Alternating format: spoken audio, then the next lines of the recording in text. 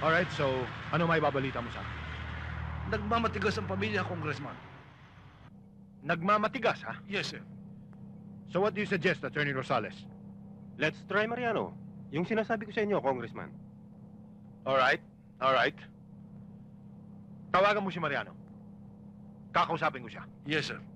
Doon pala nagtatrabaho si Ernesto Paredes sa kanyang brokerage. For 20 long years. Tignan natin kung ganong katigas ang taong yon. Let's give him a choice. His principles? Or his stomach?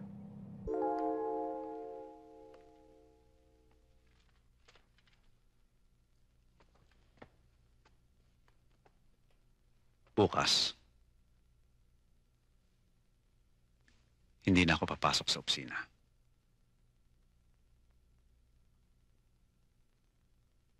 Tinanggalan nila ako sa trabaho.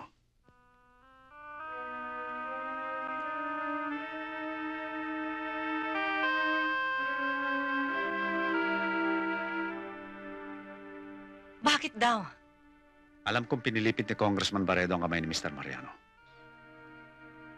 Pues lalaban tayo. Sabay-sabay na kami magkasira-sira ang buhay. Nakahanda akong harapin ang kahit na anumang bagay. Huwag lamang mangyari ang maligam na pangyayaring ito sa iba pang babae.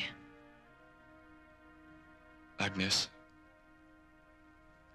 nasa likod mo ako sa lahat ng oras.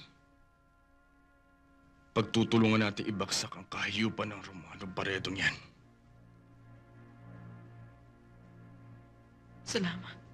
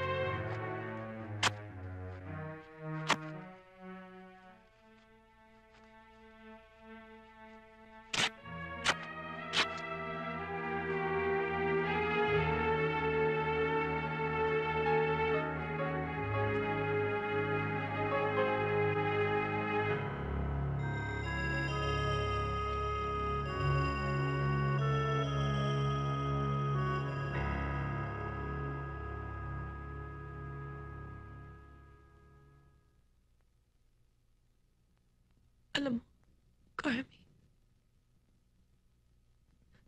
natatakot ako. Pakiramdam ko, buntis ako.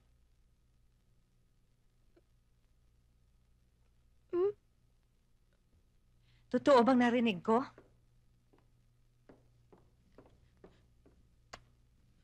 Mami, hindi ko mapapayagan.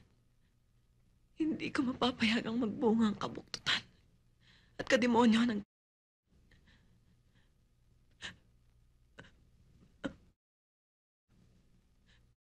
To, Mami. Hindi ko mapapayagang magbunga to.